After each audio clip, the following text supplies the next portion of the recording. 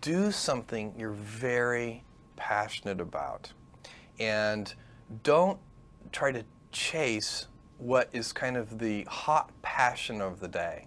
People say you have to have a lot of passion for what you're doing, and it's totally true. And the reason is because it's so hard that if you don't, any rational person would give up. It's really hard, and you have to do it over a sustained period of time. So if you don't love it, if you're not having fun doing it, you don't really love it, you're going to give up. So just go and do it, try, learn from it. You'll fail at some things. That's a learning experience that you need so that you can take that on to the next experience. And don't let people who you may respect and who you believe know what they're talking about, don't let them tell you it can't be done. Because often they will tell you it can't be done, and it's just because they don't have the courage to try it. I think people that look for great ideas to make money aren't nearly as successful as those who say, okay, what do I really love to do? What am I excited about? What do I know something about? What's kind of interesting and compelling?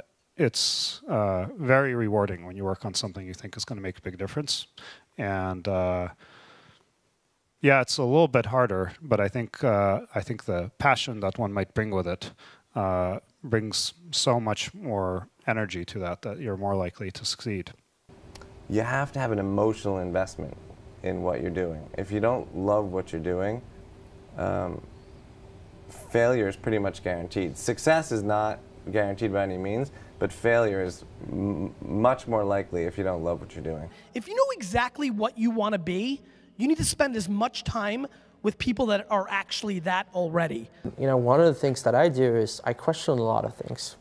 And you can do that in a good way and a bad way, but hopefully if you try to get people to motivate why they're doing something and their way of thinking, the worst thing you can end up with is a situation where you get told, well, this is the way it's always been. Mm-hmm. That's the worst ever. That's a non-answer. Instead, ask yourself, given everything we have today, is there a way we can make this better? And so when we're coming up with ideas, we always ask ourselves, what kind of new market is this creating? And then also, what part of my day and what problem is it solving? And so I've gone as far as taking an entire catalog of my day from the moment I open my eyes and writing down every single thing I do. And then asking myself, is there something here? If you're not coming up with 10 ideas a day, that's why I have this thing. If I'm not filling up this page every single day, then my idea muscle will atrophy. And I started this in 2001, and I still do it every single day. You have to come up with ideas every single day, or the idea muscle atrophies. The good news is, after about 6 months of doing that, you're like a machine. People get surprised at how many ideas you could just have anywhere. But understand that naturally nobody is interested in your idea. The world could care less, and you have to persuade them, and you have to show that you're the one person out there that can do it. When it comes to changing the world, what I learned from Steve Jobs is, if you believe in a Macintosh, if you believe in iPhone, iPod, iPad, if you believe enough, then you will see it. Because other people will believe in it. Other people will create software. Other people will create products. So you need to foster the belief in what you are dreaming so that it becomes a reality, which is very different than saying, I don't expect anybody to believe it until I see it. You need people to believe it before they can see it. Don't necessarily think that you have to have the home run and the huge Apple computer on your first start. I spent a long time in my life with skills just building little devices for fun. For fun is one of the key things, because that drives you to think and think and think and make it better and better and better than you ever would if you're doing it for a company. Build things at first for yourself that you would want. For somebody aspiring to take things to the next level or to even surpass their wildest dreams, there's always going to have to be an element of luck, but I think more important is putting yourself in a business that can be ubiquitous, that really doesn't have limits. Because otherwise, there's always going to be a grind to it. But if the business, if it can't be something that you can visualize every business using or every consumer using, it's going to be tough to scale to be big enough or to have the perceived value. You want an idea about which you can say, I know it sounds like a bad idea, but here's specifically why it's actually a great one. You want to sound crazy, but you want to actually be right. Because when you're trying to differentiate, when you're trying to do something different, there's going to be that gut moment, that gut sense. Is this right? Is this not right? If you're not having doubt, you're not pushing the boundaries far enough. Don't think about how do I get big fast.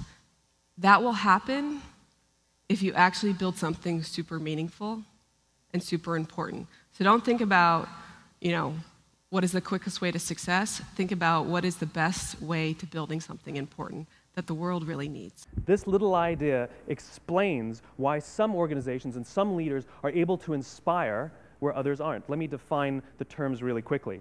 Every single person, every single organization on the planet knows what they do, 100%. Some know how they do it, whether you call it your differentiating value proposition or your proprietary process or your USP. But very, very few people or organizations know why they do what they do. And by why, I don't mean to make a profit. That's a result. It's always a result. By why, I mean what's your purpose? What's your cause? What's your belief? Why does your organization exist? So when we see a kid with a lemonade stand, it's different than when we see a vending machine selling lemonade, even if it's exactly the same product, because the story around it is what people are paying for. So when I meet small business people, all I ask them is not what's their balance sheet, but what's their story. Why should I pick you? Why do I care about what you're doing? And if you start giving me all this inside baseball statistics about why you're 2% better than some other competitor, I'm already glazed over, because that's not part of the way I see the world. That I have to want this to exist in the world. I have to not, so it's a similar rule, just say, if this was successful and I had nothing and I was not involved and I got no money off it or would I want it to do well? And that's a great check, I think, to know if you really feel good about the idea and can be passionate about it. One of the things I advise entrepreneurs to do is when you have an idea, a classic entrepreneurial impulse is to hold the idea close to you and not go tell people because, oh, the idea is so special. Right. That's almost always a mistake. Go talk to Why is that a mistake? Yeah. It's a mistake because your actual real competitive advantage is not that you have this idea that you have locked away in your closet, which may or may not be accurate and you have no idea which it is. Your actual competitive advantage is if you're assembling the intelligence around, does this idea work? What is the right teams? What is the right learnings? And we're essentially in motion. The hardest thing to do is start. You have all these ideas and everyone has an idea, but it's really about executing the idea and building the idea and attracting other people to help you work on the idea. That is the biggest challenge. But the way to begin is to get the idea out of your head, draw it out, talk about it, program it if you're a programmer, or make it if you're building something. Like, you don't have to be the best, but you have to be dangerous, right? You have to learn just enough to be dangerous to build an idea, concept it, and show it to the world. And then it turns out there are lots of other people, including all 170 employees that work at Instagram, who are much better at doing all that stuff than I am. But you need to find people who can, be drawn to the idea that you build, and then they end up taking it and making it even better. One way to conceptualize what makes a good product is, good engineering is part of it, good design is part of it, but really it's, one way I think about it is maximizing the probability that someone shows up at the front door of, your store or your website or whatever it is and ends up with a solved problem. And oftentimes the best methodology is to start with the perfect experience with just one person, get that right, and then figure out how to scale something great instead of scaling something not so great and then trying to improve it. That's really hard to do. And so I think when you are starting a new business, you don't want to go after giant markets. You want to go after small markets, and you want to take over those markets quickly. Constantly seek criticism. Yeah. A well thought out critique of whatever you're doing is as valuable as gold. And you should seek that from everyone you can, but particularly your friends. If you're not utilizing an online community, then you're at a disadvantage to those who are. You can be asking online communities what they think about your ideas, or if they have any advice with what you're working on. Not only will you hear from people who are passionate about the subject, but you'll be hearing from people all around the world, each with their own experiences and stories that can help you. And there are a lot of people from whom we can learn a lot. And I think, like, you know, the one piece of advice is, like, don't underestimate anyone you come across ever. Right. Like, whether they're, a blue-collar worker waiting for the bus, or they're, helping you they're the server or bartender at the restaurant, or they're a lower-ranking employee. I mean, the smartest leaders I've ever seen have always gone around the room and asked for everybody's opinion. Most startups that fail do it ultimately because they did not make something that people wanted. They made something that, that they thought people would want, but they were either in denial about it, whether it was actually any good, or somebody else came along and made something that people wanted even more. The best piece of advice that we've figured out as we've been doing Foursquare is not to let other people distract what you're doing. There's always haters that say, your idea is stupid, this idea is never going to work, don't even bother doing that because someone else is going to do it before you do. And if we listen to all that feedback that we were getting, all that negative feedback, we would never have built things, we would never have prototyped things. And that's how we really got to where we are. Like, we saw things that we wanted to build, and we just went out and built them. And it turns out when you build stuff that you like to use, there's a good chance that there's thousands of other people that want to use it too. And so it's not just about doing focus groups, it's not just about double checking your vision, it really is about integrating this concept of testing our ideas rigorously throughout the product development process, throughout the marketing process, even as we scale up. But what you really need to do is think about what is the smallest possible test that I can run for this idea, for this concept, for this theory, get it out there, and get customers using it. Because your customers are going to be the ones to tell you if it's really working or not. Like there's almost this expectation that you have to have in your mind this sort of, I'm going to change the world, sort of make a dent in the universe kind of ambition, right? But it's actually okay early on to just kind of solve small problems in layers until you actually get to a point where you have the capacity to do that. What this all comes down to is doing something exceptional for your users, whether it's in community, whether it's in connection, or whether it's in design. This is our big advantage as a startup, is that we can actually get away with doing this. We can make this the core part of why we're doing business. I think you should be spending your money on teaching and sharing, and so that might mean hiring a writer or two, perhaps, instead of a marketing person. And start writing and start getting people to listen to what you're saying. You can't talk about yourself all the time because no one's going to come back for that, but you have to talk about things that are relevant to your industry or ideas that you have and start to build that audience up. I do think that one thing that's important is, especially if you're a founder or a technical founder, is to realize that you can't do everything, and even if you can, you shouldn't. You should find a great partner no matter what it is that you're doing. And you should look for someone who is very high intelligence, very high energy, and very high integrity. And you need all three of those, and you can't compromise on any one of them. Otherwise, you'll end up with either someone who's not smart, which does you no good, or someone who's not hardworking, which also does you no good, or the worst case is you end up with a smart, hardworking crook who ends up working against your interests. And integrity is something that takes a lot of time spent with someone to figure out. The most important thing when you're working with people early is that you guys line up on what your goals are. That sounds really basic, but you can totally, it can be fine. You can want to build a small business that makes money and you don't have to go to an office every day. Or you can want to build a huge company. You can want to build Google. But I think you have to be really, really aligned on that. And a lot of corporations they might call them core values or guiding principles or so on, but the problem is usually they're very lofty sounding. They kind of read like a press release the marketing department put out. They sound just like their competitors, and maybe you learn about it on day one of your job, but then it becomes this meaningless plaque on the lobby wall.